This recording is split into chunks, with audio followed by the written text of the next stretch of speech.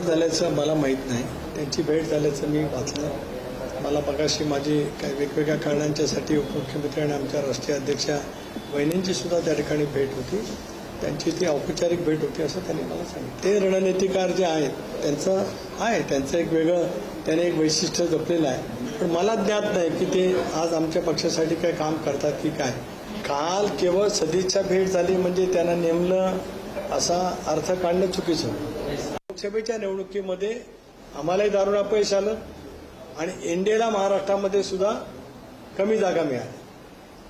त्यावेळेला दादांच्या समेत पूर्ण महाराष्ट्र आम्ही फिरलो.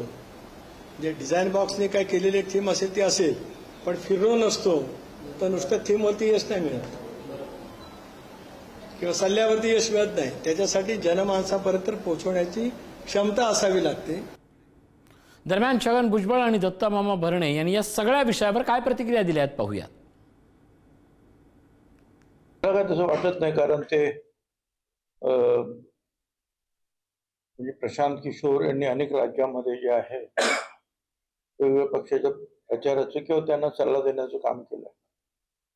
पण राष्ट्रवादीमध्ये काही अजून त्यांची नेमणूक झाली आहे असं मला वाटत नाही.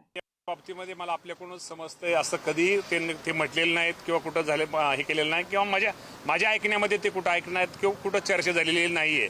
असं कुठं त्यांनी असा कुठलाही सल्ला दिलेला नाहीये. आमच्या पक्षामध्ये आमच्या प्रमुख सुनेत्रा वहिनी आहेत, आमचे पक्षाचे अध्यक्ष सुनील तटकरे साहेब आहेत, प्रफुल्लभाई पटेल आहेत, छगन भुजबळ साहेब भुजबळ साहेब हे आमचे सिनियर नेते आहेत. यांच्याबद्दल कोणाबद्दलही आमच्या पक्षामध्ये नाराजी नाहीये.